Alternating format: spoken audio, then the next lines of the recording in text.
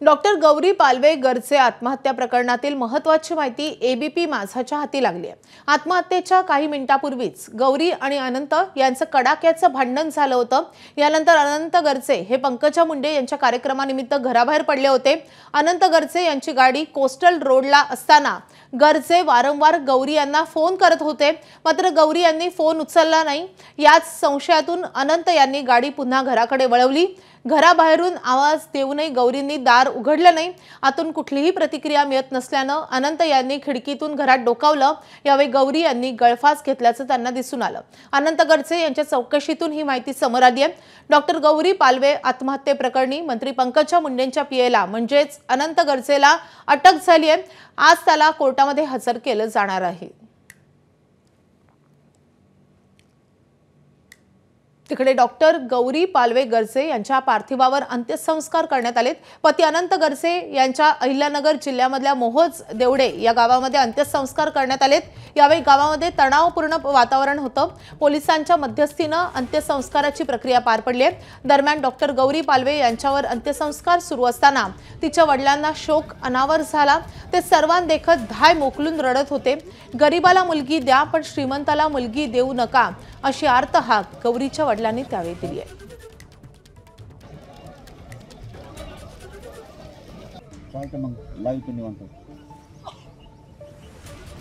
तुम्ही आता काही करू नका, फिरून तुम्हाला मुली आणली तर न्याय द्या आणि तुमच्या मुली गरीबाला द्या, श्रीमंताच्या नादी लागू नका, बापकेवर जाऊ नका। आता मी बोलू का? तुम्ही आता काही करू नका, फिरून तुम्हाला मुली आणली तर न्याय द्या आणि तुमच्या मुली गरीबाला द्या, श्रीमंताच्या नादी लागू नका, बापकेवर जाऊ नका। आता मी बोलू।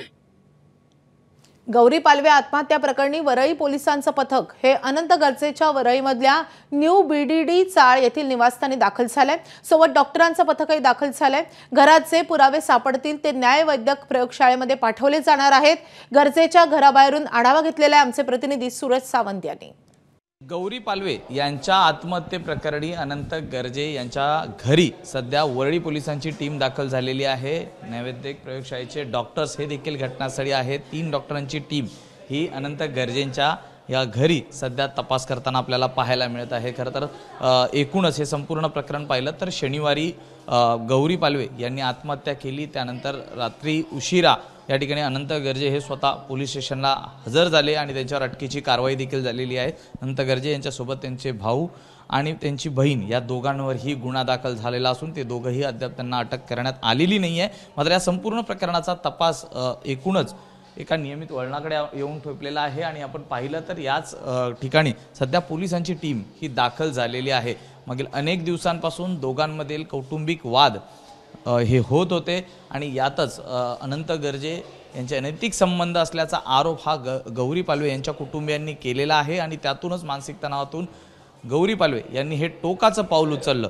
याच पार्श्वभूमीवरती या आत्महत्या याच ठिकाणी घरामध्ये झालेली होती। ज्यावेळी अनंत गरजे हे घरातून निघून गेले होते त्यानंतर त्यांनी गळफास घेतला आणि नेमका घटनाक्रम हा पूर्णतः तपासण्यासाठीच या ठिकाणी पोलीस आणि न्यायवैद्यक प्रयोगशाळेचे डॉक्टर्स हे घटनास्थळी दाखल झालेले आहेत। एकूणच या तपासातून आता पुढे काय नेमकं पोलिसांच्या हाती लागतं हे पाहणं महत्त्वाचं आहे। त्याचबरोबर ती आज शवविच्छेदन अहवाल हा थोड्याच वेळात पोलिसांच्या हाती येईल आणि त्यात नेमकं मृत्यूचं कारण काय असणार आहे हे पाहणं देखील महत्त्वाचं राहणार आहे।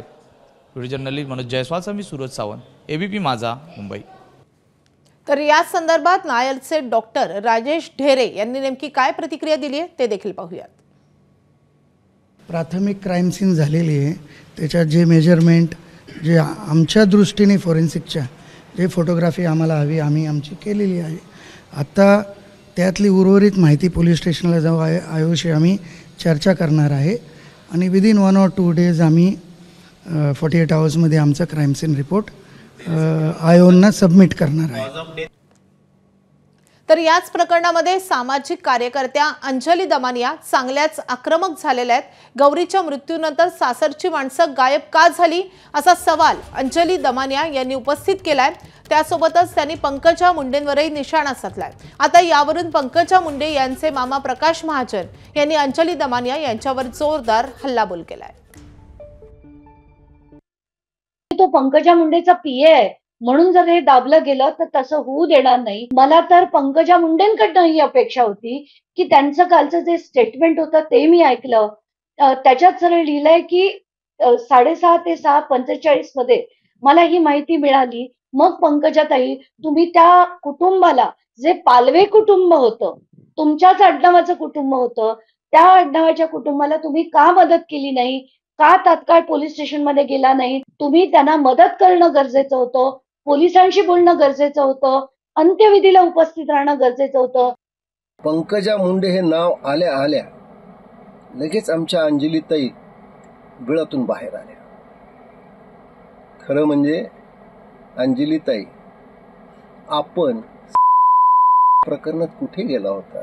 पंकजाच्या नावाने तुम्हाला कावीळ झाला आहे, पंकजाच्या द्वेषाने तुम्ही पछाडलेले आहात। कुणीतरी प्रायोजित करतं पंकजाच्या विरुद्ध, हे मात्र निश्चित।